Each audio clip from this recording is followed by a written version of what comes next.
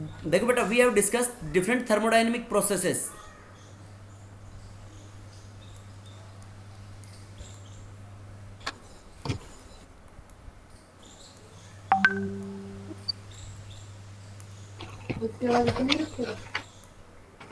मैं अपना बढ़ा लूंगा लेकिन क्या बेटा?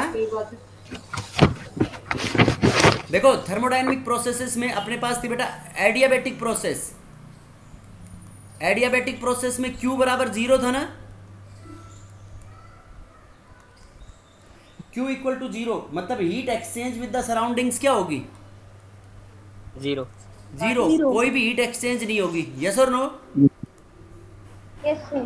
Yes Yes, sir. Yes, sir. Heat exchange बराबर ठीक 0। है सर यहाँ पे। आइसोथर्मल, आइसोथर्मल में क्या कांस्टेंट था? Heat. Temperature temperature. आइसोथर्मल में temperature Temperature. Constant, T constant, तो चेंज इन टेम्परेचर क्या आएगा? 0 very good, delta T will be 0। Zero. उसके बाद देखो आइसोबैरिक, आइसोबैरिक में क्या कांस्टेंट था बेटा? प्रेशर। प्रेशर कांस्टेंट, तो डेल्टा पी क्या आएगा उसमें? 0 Zero. 0। Isochoric, volume constant isochoric में वॉल्यूम कांस्टेंट, तो वॉल्यूम कांस्टेंट होगा तो डेल्टा वी क्या आएगा बेटा इसमें? Zero. 0 राइट? Yes. तो मतलब जो on the basis of the way of the thermodynamic process carried out, there are two ways on the basis of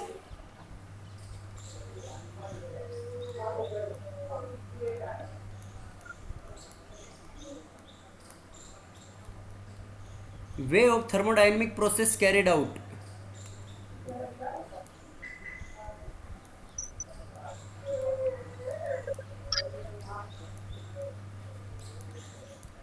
किस तरीके से थर्मोडायनेमिक प्रोसेस को कैरी आउट करते हैं बेटा?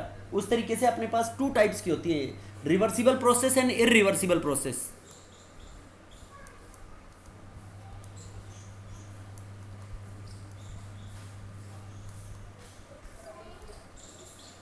Reversible process and another one is irreversible process। देखो बेटा क्या डिफरेंस है रिवर्सिबल और इरिवर्सिबल में। जिस प्रोसेस के अंदर reversed bye a very small change, जिसको बहुत स्मॉल चेंज के साथ रिवर्स करें, मतलब इनफाइनाइटली स्मॉल। देखो इनफाइनाइट स्मॉल मतलब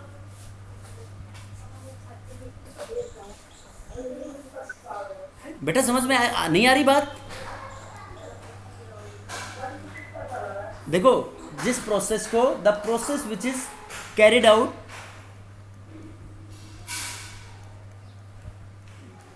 the process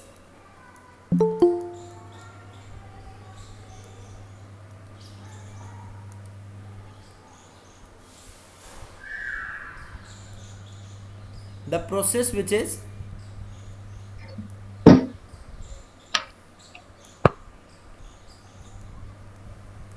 carried out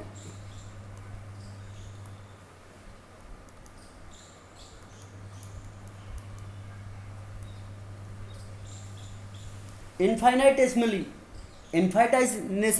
slowly, मतलब इनफाइनाइट टाइम्स धीरे कराएं हम उस प्रोसेस को, तो उसके अंदर उसको क्या बोलेंगे हम? Reversible process. और जो बहुत जल्दी कराई जाए, रैपिडली कराई जाए, तो वो उसको क्या बोलेंगे हम? Irreversible process. The process which is not carried out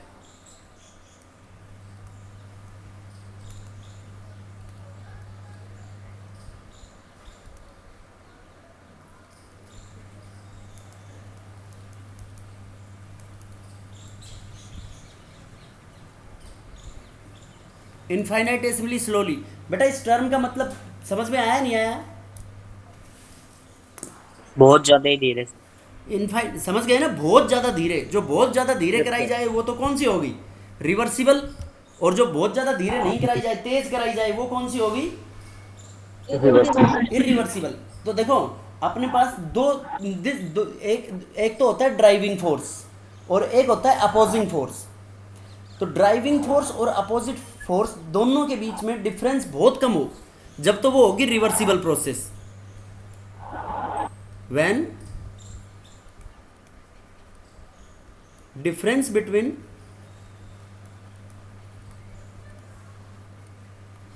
difference between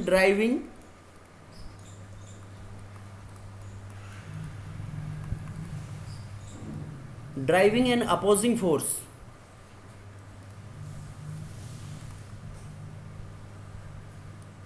is very small। जब ड्राइविंग और अपोजिंग फोर्स में डिफरेंस बहुत कम हो तो रिवर्सिबल, और डिफरेंस बेटा दोनों के बीच में क्या हो, बताओ। ज्यादा हो। When difference between driving and opposing force is large,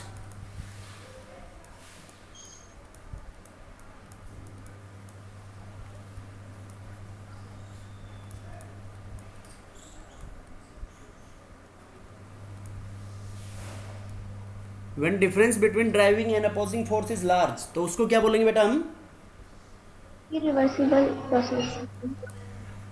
then it is irreversible. इसमें तो लार्ज होगा, और रिवर्सिबल प्रोसेस में जो दोनों में डिफरेंस है प्रोसेस में वो कम होगा बेटा। तो ये बताओ कि ऐसे मतलब कोई प्रोसेस कराई जा सकती है रियल लाइफ के अंदर जिसके अंदर बहुत इनफाइनाइटेसिमली स्मॉल हो? No sir. नहीं कराई जा सकती, बोलो। तो मतलब ऐसी रिवर्सिबल प्रोसेस वैसे कोई है ही नहीं, बट वो ही आइडियल गैस की तरह टू सर्टेन एक्सटेंट हम कुछ प्रोसेस को कंसिडर कर सकते हैं। तो इसके अंदर जो इक्विलिब्रियम होता है, देखो मैंने एक टर्म बताई थी बेटा आपको, इक्विलिब्रियम का मतलब होता है कोई भी रिएक्शन के अंदर जब ऑब्जर्वेबल प्रॉपर्टीज जैसे temperature, pressure, concentration, volume etcetera time के साथ कांस्टेंट हो जाएं, मतलब वो चेंज ना हो, तो इसका मतलब रिएक्शन ने जो स्टेट अटेन कर रखी है वो कौन सी स्टेट बोलेंगे, उसकी इक्विलिब्रियम स्टेट। नहीं समझे बेटा इस टर्म में डिफरेंस? Yes sir. देखो थर्मोडायनेमिक इक्विलिब्रियम का मतलब ये होता है कि जब भी कोई रिएक्शन है उसकी ऑब्जर्वेबल प्रॉपर्टीज कांस्टेंट हो जाएं। ऑब्जर्वेबल प्रॉपर्टीज क्या हो सकती हैं, जैसे टेम्परेचर, प्रेशर, तो हम क्या कहेंगे कि रिएक्शन ने इक्विलिब्रियम अटेन कर लिया। Yes sir. समझ गए?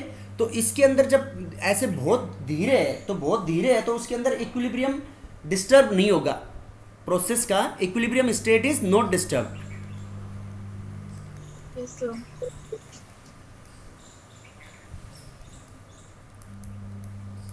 और इरिवर्सिबल में बताओ, डिस्टर्ब होएगा। बताओ। डिस्टर्ब होएगा। इसमें डिस्टर्ब होगा इक्विलिब्रियम।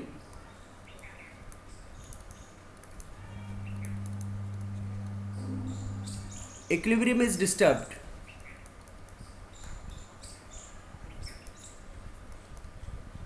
बोलो बेटा, समझ में आया नहीं है? Yes sir. Yes sir. तो देखो ऐसी जब कोई प्रोसेस ही नहीं है तो इसको लिए हम ये कह सकते हैं कि it takes infinite time for completion.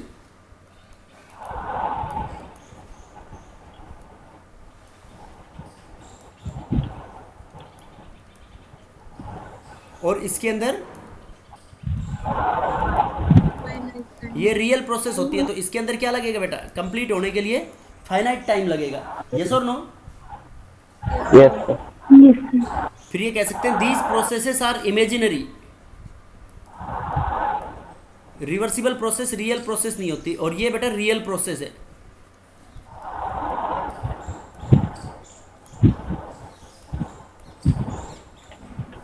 उसके बाद देखो, और रिवर्सिबल में हम ये बोल सकते हैं कि इसमें जो वर्क डन होगा बहुत धीरे होगी, तो वर्क डन ज्यादा होगा कम होगा?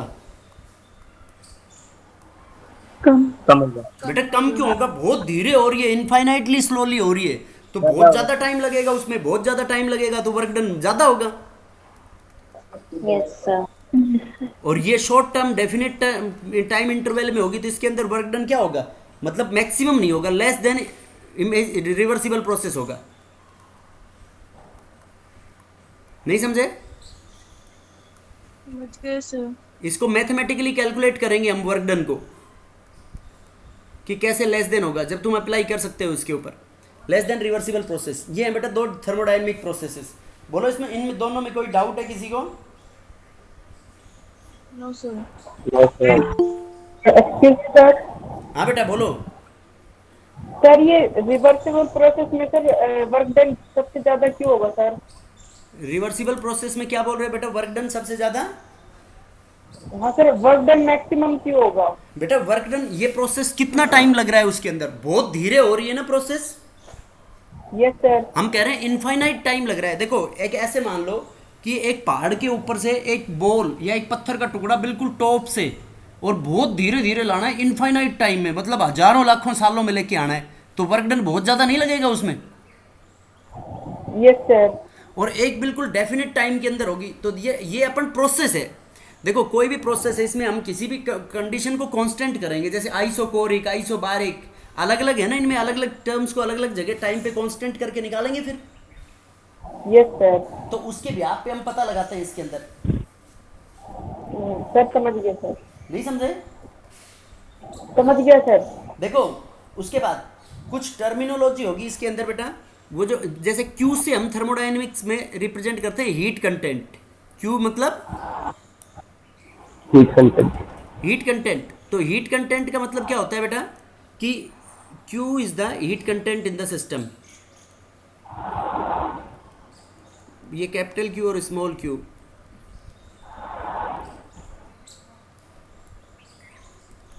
अब इनके साइन कन्वेंशन है, तो Q मतलब पॉजिटिव लेंगे बेटा जब सिस्टम हीट को एब्जॉर्ब करेगा।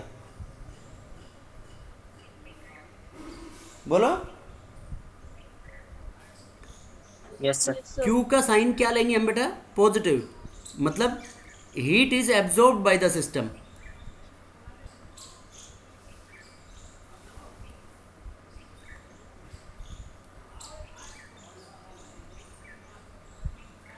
Q का साइन पॉजिटिव लेंगे when heat is absorb by the system, और Q का साइन नेगेटिव लेंगे बेटा कब, Heat release होएगी. When heat is released by the system, जब हीट रिलीज हो बेटा। पॉजिटिव कब लेंगे, जब heat is absorb by the system, और नेगेटिव कब लेंगे, जब heat is Released. Released by the system. नहीं समझे? समझ गए सर. उसके बाद देखो W को बोलेंगे हम वर्क डन।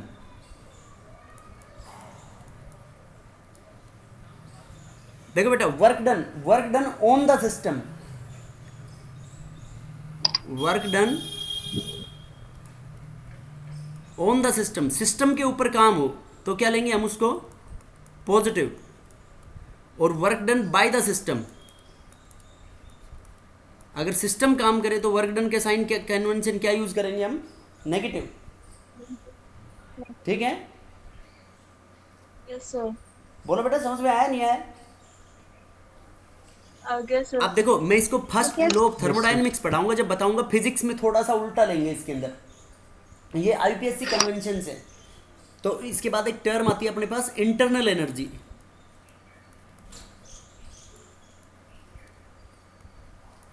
इंटरनल एनर्जी को हम प्रीवियस लेक्चर में डिस्कस कर रहे थे। इसको ई और यू से रिप्रेजेंट करेंगे, ई और You.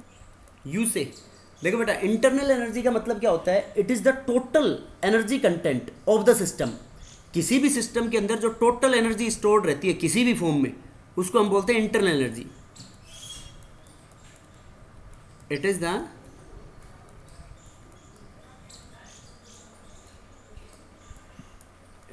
total amount of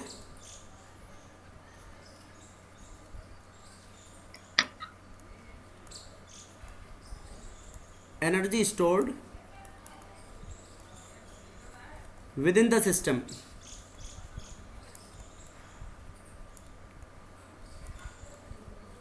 It is the total amount of energy stored within the system. किसी भी सिस्टम के अंदर जो टोटल एनर्जी स्टोर्ड होती है उसको बोलेंगे बेटा हम इंटरनल एनर्जी। ठीक है? जैसे इसको हम U और E से लिख देंगे, तो U equals to internal energy. बताओ कौन कौन सी इंटरनल एनर्जी होती है? देखो कोई भी सिस्टम है तो उसमें एटम्स, मॉलिक्यूल्स के अंदर जो एनर्जी होंगी, देखो इलेक्ट्रॉन्स के बीच में जो एनर्जी होगी उसको ये बोल सकते हैं हम U electronic energy. Yes, sir. देखो न्यूक्लियस से भी एनर्जी मिलती है बेटा अपने को, न्यूक्लियर पावर प्लांट्स और एटम बम के बारे में सुना होगा ना तुमने। Yes, sir. Yes, देखो sir. न्यूक्लियस के अंदर क्या क्या होते हैं, न्यूट्रॉन्स और प्रोटॉन्स। तो न्यूट्रॉन्स और प्रोटॉन्स को कोई फोर्स बाइंड करके रखता है, उसको बोलते हैं हम न्यूक्लियर फोर्स। तो जब हम प्रोटॉन और न्यूट्रॉन को अलग करेंगे, तो बताओ अलग करेंगे तो large amount of energy release होगी या नहीं होगी? Yes, sir. तो वो सिस्टम के अंदर ही स्टोर हुई ना energy, Yes, sir. Yes, sir. तो उसको बोल देंगे UN, न्यूक्लियर एनर्जी। देखो इलेक्ट्रॉन्स की एनर्जी तो पढ़ी थी ना अपन ने Bohr's model of an atom में, Yes, sir. Yes, sir. ये तो होगी इलेक्ट्रॉनिक एनर्जी। न्यूक्लियस के अंदर जो स्टोर है उसको क्या बोल देंगे हम? Nuclear energy. उसके बाद देखो बेटा, कोई भी जैसे मूव करता है, कोई भी मूव करता है तो अपन कौन सी एनर्जी को कंसीडर करते हैं? Kinetic. यू के मोशन होगा तो काइनेटिक एनर्जी। यूपी, यूपी को बोल सकते हैं, यूपी को उत्तर प्रदेश मत समझ जाना, पोटेंशियल एनर्जी। Potential energy. ठीक है, समझ गए बेटा? Yes, sir. Yes, sir. Yes, sir. You UT, देखो एटम्स, एटम्स के बीच में देखो बेटा अलग अलग तरीके के मोशन होते हैं एटम्स और इलेक्ट्रॉन्स में, ट्रांसलेशनल, रोटेशनल, वाइब्रेशनल। तो ट्रांसलेशनल मतलब ये यूटी मतलब translational energy. To and fro motion को क्या बोलते हैं? ट्रांसलेटरी मोशन बोलते हैं ना, बोलते हैं नहीं बोलते? Yes, sir. UT translational energy. और बोलो, एटम्स और मॉलिक्यूल्स के बीच में वाइब्रेशंस की वजह से हो तो उसको क्या बोलेंगे? Vibrational energy, translational, vibrational You are.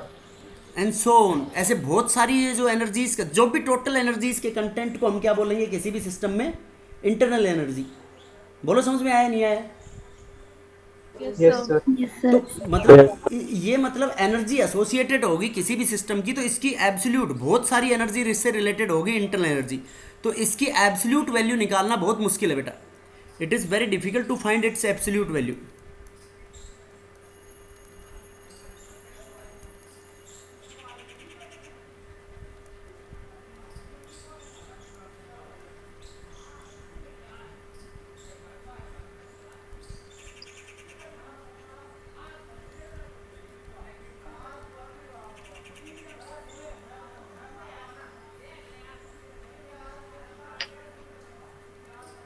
It is very difficult to find the absolute value of internal energy. बोलो बेटा समझ में आया नहीं आया?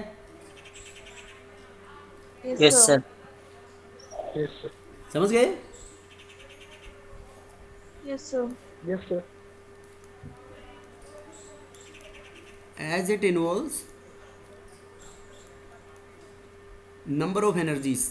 अब देखो चेंज, डेल्टा यू को हम डेल्टा यू और डेल्टा ई इसको क्या बोल सकते हैं? U2 माइनस U1 और E2 माइनस, चेंज का मतलब फाइनल माइनस इनिशियल।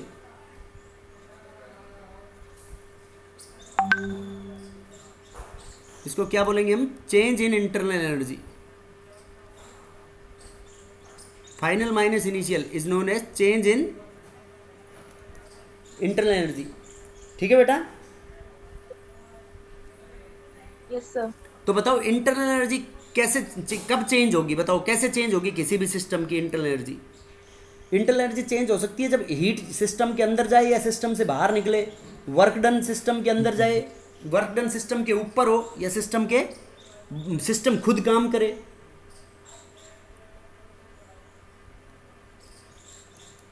तो internal energy of a system changes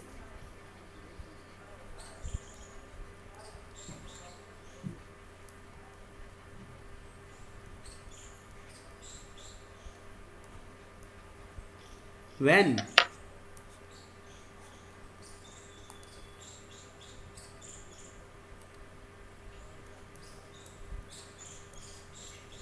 wet heat is given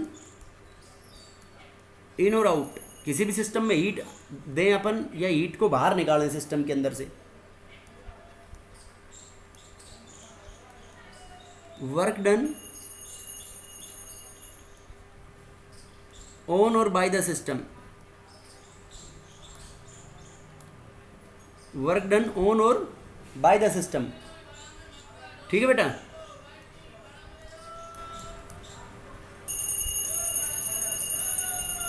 matter enters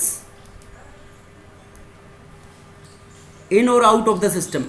matter system के अंदर जाए या सिस्टम से बाहर आए तो इंटरनल एनर्जी चेंज होगी। अब देखो अपन इंटरनल एनर्जी कह रहे हैं फाइनल माइनस इनिशियल, तो ये बताओ स्टेट फंक्शन हुआ या पाथ फंक्शन हुआ?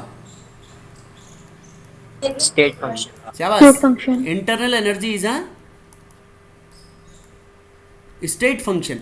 किसी भी प्रोसेस के लिए ये स्टेट फंक्शन होगा, means it's value depends on the initial and final state but independent on the path carried out for the process. Yes और no? Yes, sir. Yes, sir.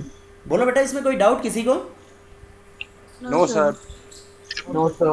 तो देखो इसके साइन के बिहाफ पे हम ये कह सकते हैं कि इंटरनल एनर्जी एब्जॉर्ब, देखो डेल्टा यू इंटरनल एनर्जी का चेंज इन इंटरनल एनर्जी का साइन पॉजिटिव है, तो पॉजिटिव है तो हम क्या कह सकते हैं कि उसने एनर्जी को एब्जॉर्ब की है। Yes, sir. नहीं समझे? समझ गए सर। देखो वी कैन से कि इफ डेल्टा यू बराबर पॉजिटिव, डेल्टा यू बराबर पॉजिटिव, तो इसका मतलब एनर्जी इज एब्जॉर्ब्ड, और डेल्टा यू बराबर नेगेटिव, इस बात से क्या मतलब हुआ? Energy is released.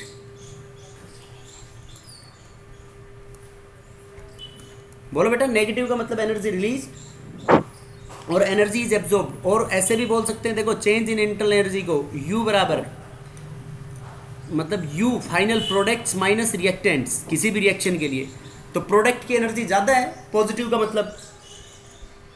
Yes, sir. बोलो बेटा। Yes, sir.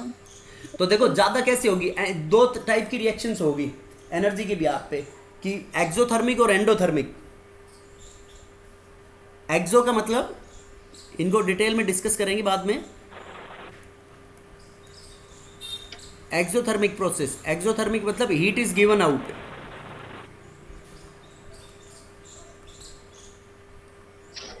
Heat is given out exothermic.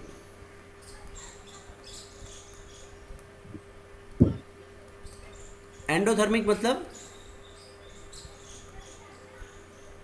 It is absorbed. Heat is absorbed. Exothermic मतलब हीट इज गिवन आउट और एंडोथर्मिक मतलब हीट इज एब्जॉर्ब्ड। समझ में आया नहीं आया? इंटरनल एनर्जी ये हम पहले पढ़ा था। एक्सटेंसिव प्रॉपर्टी है या इंटेंसिव प्रॉपर्टी?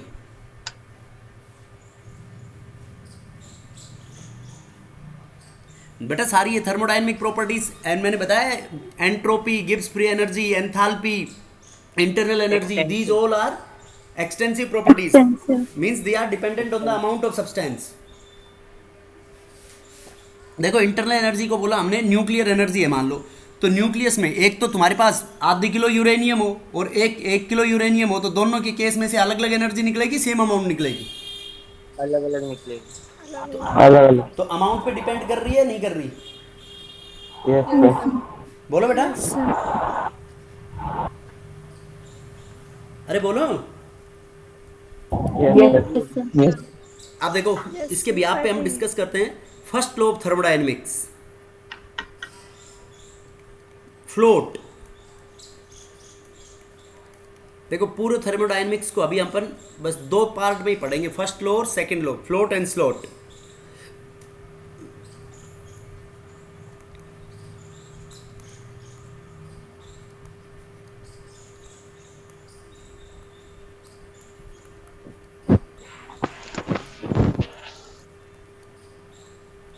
देखो बेटा first law of thermodynamics, first law of thermodynamics ये बोलता है कि total energy content of this universe remains always conserved. इस ब्रह्मांड में देखो किसी भी फॉर्म में ले लो तुम, जैसे पंखा चल रहा है तो पंखे से अपन अपने को कोई सी एनर्जी मिल रही है ना? अरे बोलो। Yes, sir. कौन सी एनर्जी मिल रही है बेटा? देखो बिजली आई, बिजली आई तो बिजली से पंखा घूमा, पंखा घूमा तो मैकेनिकल एनर्जी हो गई ना, yes sir. Electrical energy mechanical में बदली। अब मैकेनिकल एनर्जी से अपने को विंड एनर्जी मिल रही है, यस और नो? Yes sir. अब इलेक्ट्रिकल एनर्जी कहाँ से आई बताओ बेटा? इलेक्ट्रिसिटी या तो आई न्यूक्लियर पावर प्लांट से, या मतलब सोलर पावर प्लांट से, या अपने पास आई विंड एनर्जी से आई, या कोयले से अपने पास थर्मल एनर्जी आई। ये अलग अलग होती है नहीं, जिससे बिजली प्रोड्यूस करते हैं। Yes sir.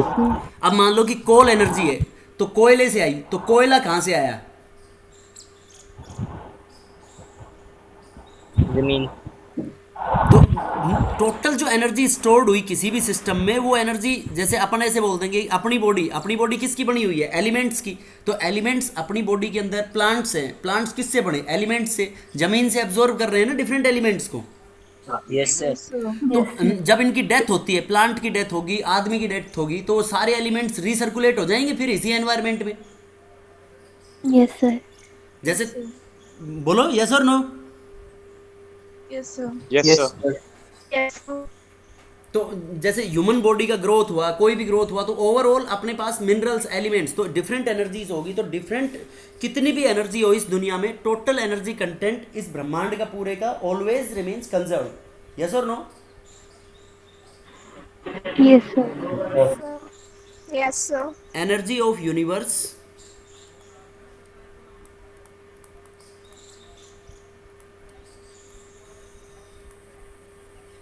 Is always conserved. अब देखो बेटा, एनर्जी ऑफ यूनिवर्स कंजर्व्ड है, और इसको किस फॉर्म में बोल सकते हैं हम? ये कह सकते हैं कि total energy of an isolated system is always conserved.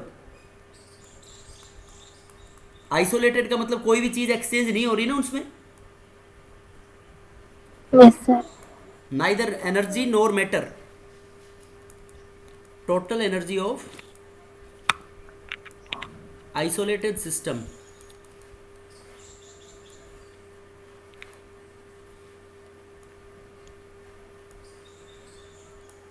Is always conserved, वो हमेशा कंजर्व्ड रहेगी। बोलो बेटा।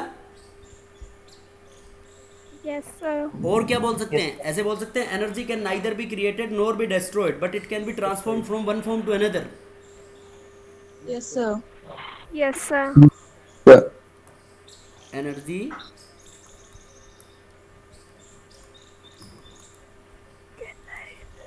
Can neither be created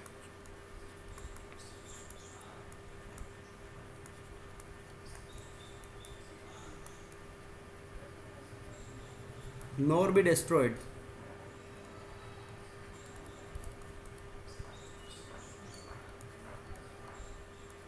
but it can be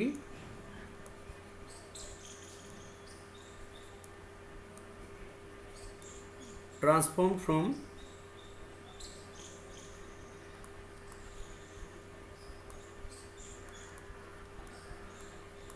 one form to another. एक फॉर्म से दूसरी फॉर्म में ट्रांसफर हो सकती है। यस और no? Yes sir. Yes, sir. और बताओ, और भी किसी फॉर्म में बोल सकते हैं?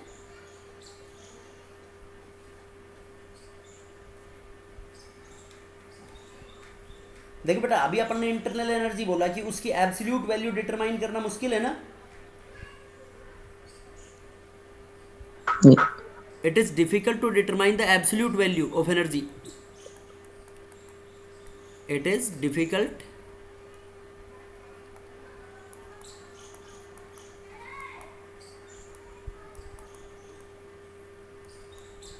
to determine the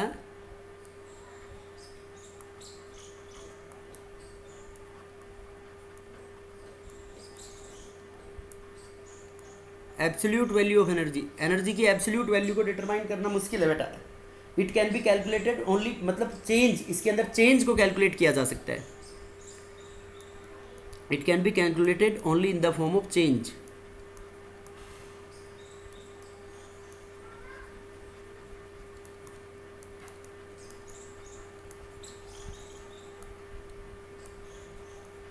चेंज की फॉर्म में एनर्जी के टोटल कैलकुलेट कर सकते हैं। ये डिफरेंट फॉर्म्स है बेटा फर्स्ट लॉ ऑफ थर्मोडायनेमिक्स की, समझ गए? मतलब टोटल एनर्जी कंटेंट हमेशा कांस्टेंट रहेगी। अब वो ट्रांसफॉर्मेशन तुम किसी भी तरीके से करो, किसी भी फॉर्म से करो, जैसे अपन डिस्कस कर रहे थे, उस पाथ के ऊपर उसको एनर्जी की वैल्यू डिपेंड नहीं करेगी। किस पे डिपेंड करेगी? ओनली ऑन द स्टेट, कि इनिशियल और फाइनल स्टेट क्या है। समझ गए बेटा? Yes, sir. आप देखो, जैसे मतलब एक पर्टिकुलर स्टेट के अंदर इनिशियली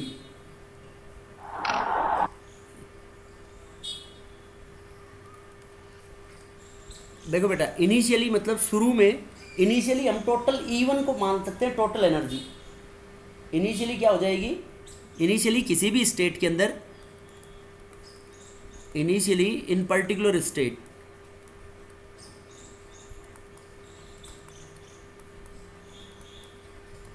टोटल एनर्जी क्या होगी अपनी?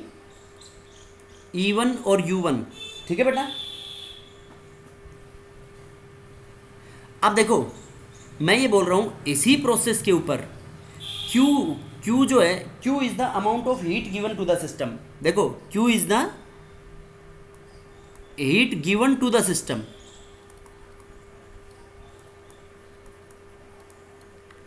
Q क्या होगी बेटा? It is the heat given to the system. ठीक है? Yes, sir. Q is the heat given to the system. System को Q अमाउंट ऑफ हीट दे दी। अब देखो, Q अमाउंट ऑफ हीट दे दी और W वर्क डन कर दिया सिस्टम के ऊपर। Q is the heat given to the system and W is the work done on the system. देखो, सिस्टम को हीट भी दी हमने और सिस्टम के ऊपर काम भी किया। तो बताओ इंटरनल एनर्जी फाइनली बढ़ेगी या घटेगी? बढ़ेगी सर। देखो, work done on the system, तो W का साइन पॉजिटिव लेंगे ना बेटा? Yes, sir. Yes, heat sir. Given to the system, heat given to the system भी पॉजिटिव लेंगे। तो मान लो ये सारा काम करने के बाद, ये सारा काम करने के बाद E2 होगी अपनी फाइनल इंटरनल एनर्जी। बोलो Yes, sir. Yes, sir. बोलो बेटा, इसमें कोई डाउट किसी को? No sir. अब देखो, फाइनल इंटरनल एनर्जी, इसको मैथमेटिकली अपन कैसे लिखेंगे? मैथमेटिकली मैं E2 को ऐसे लिख सकता हूँ बेटा, E2 इक्वल्स टू E1 शुरू में इंटरनल एनर्जी थी तुम्हारी, और Q हमने हीट सप्लाई कर दी और W उसके ऊपर वर्क डन कर दिया, तो ये टोटल एनर्जी होगी। This is according to first law of thermodynamics. Yes और no? First law of thermodynamics यही तो कह रहा है, total energy content always remains conserved और constant. Yes, sir.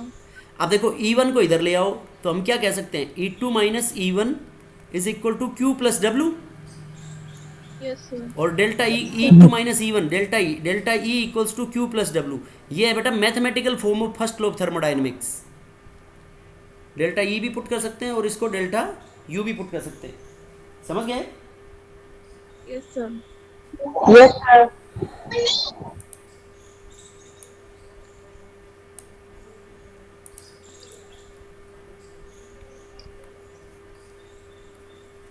Sir heat निकाली जाए तो, क्या बेटा? हीट निकाली जाए तो सिस्टम, तो साइन उसका नेगेटिव ले लो, बस साइन चेंज होगा। नहीं समझे यस सर। बेटा? फिर वर्क में भी तो बोल सकते हो तुम, ये work done on the system और work done by the system भी तो हो सकता है। यस सर, नेगेटिव हो जाएगा बस। तो वो नेगेटिव हो जाएगा। मतलब अपना कंसेप्ट क्या है? कंसेप्ट को समझो। कंसेप्ट ये कह रहा है कि टोटल जो कंटेंट है, टोटल जो एनर्जी ऑफ सिस्टम है, वो क्या रहेगी? हमेशा कांस्टेंट। Yes, sir. बोलो बेटा, इसमें कोई डाउट हो तो? No, sir. No, sir.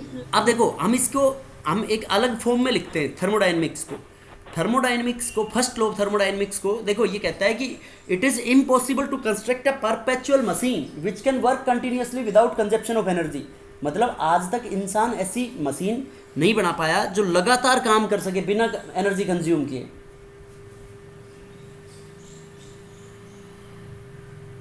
बोलो बेटा। Yes, sir. Yes sir. Yes, sir. ये जो फ्लोट की डिफरेंट फॉर्म्स हैं, जैसे इट इज, क्या बोला मैंने? इट इज इम्पॉसिबल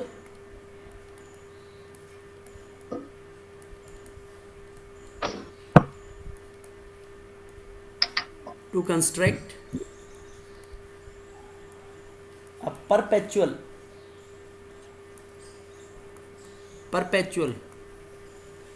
मतलब बेटा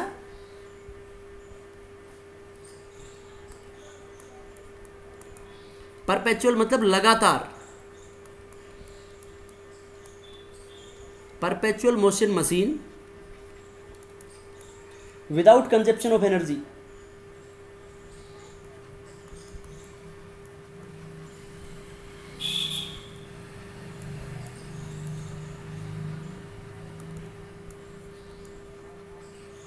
मतलब कोई भी मशीन इंसान आज तक ऐसी नहीं बना पाया जो लगातार काम कर सके बिना एनर्जी कंजप्शन के।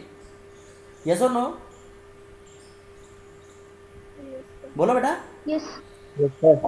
और देखो और किस फॉर्म में बोल सकते हैं, और इसी फर्स्ट लॉ ऑफ थर्मोडायनेमिक्स को ऐसे बोल सकते हैं हम कि जैसे कोई भी काम किया अपन ने, मतलब किसी फॉर्म की एनर्जी जैसे डिसअपीयर हुई तो उसी टाइम दूसरे अमाउंट इतनी एनर्जी बन जाएगी।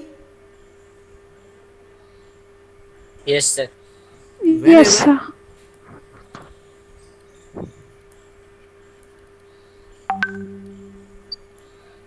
certain amount of energy disappears,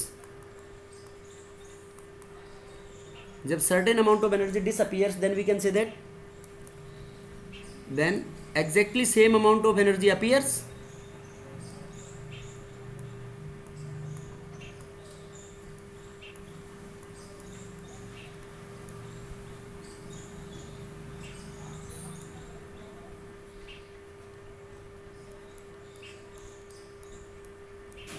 बोलो बेटा, समझ में आया नहीं आया?